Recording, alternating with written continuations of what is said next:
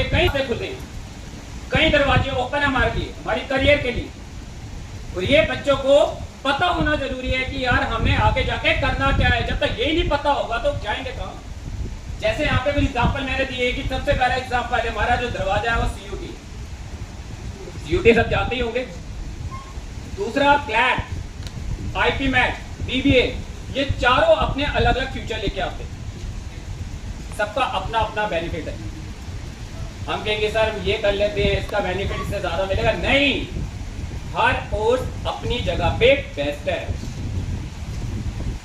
Reason हमें पता होना चाहिए, प्रॉपर गाइडेंस होनी चाहिए कि हमें करना क्या है।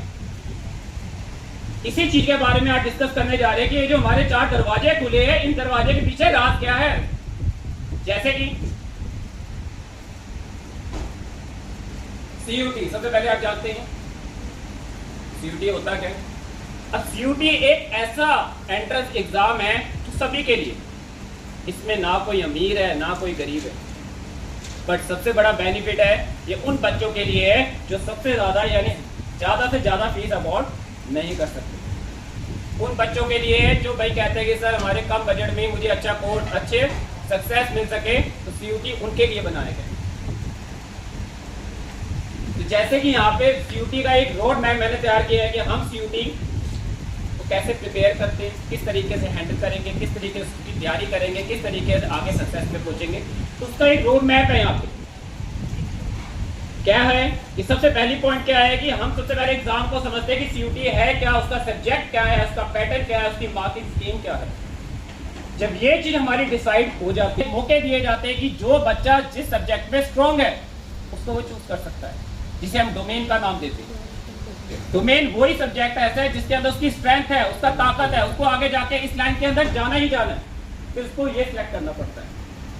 जब ये उसका सिलेक्शन हो जाता है फिर अगले पड़ाव के अंदर आता है, that is the concept building. फिर उसको हमें बिल्ड करनी पड़ती है फाउंडेशन, कॉन्सेप्ट, क्लैरिटी आनी चाहिए कि उसको करना क्या है, उसकी लर्निंग स्ट्रक्चर क्या होगा। जब वो डिसाइड करता है तो हम अगले पड़ाव पे आते हैं, दैट इज स्टडी प्लान। फिर हमें प्लान करना पड़ता है कि हम किस सब्जेक्ट को किस समय किस तरीके से मैनेज कर सके, प्रॉपर्ली प्लान। विदाउट प्लानिंग कुछ नहीं कर सकते हम। एक सब्जेक्ट भी है प्लानिंग। प्लानिंग है क्या? प्लानिंग क्या है? प्लानिंग ए प्रोसेस है in which we can think in advance and deciding what to do, how to do, when to do, where to do, that is the planning.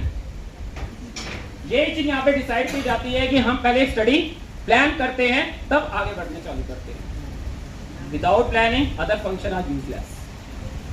यही उसने आगे बोला, जब हम प्लान कर लेते हैं देन उसके बाद फिर हमारे मॉक टेस्ट क्या किए जाते हैं कि हाँ हमने आगे जाके जो टेस्ट देने हैं वो कैसे देने हैं, क्या उसका पैटर्न होगा, क्या उसका स्ट्रक्चर होगा। जब इसकी तैयारी करनी हम चालू कर देते हैं तो हमारे पास प्रैक्टिस पेपर आते हैं, कुछ प्रीवियस ईयर के क्वेश्चन की हम तैयारी करवाते हैं कि हाँ पिछले सीयूटी के एग्जाम में ये चीजें आई थी, कंटिन्यू क्या क्या चीजें आ रही हैं, कौन सी चीजें बार बार रिपीट हो रही हैं।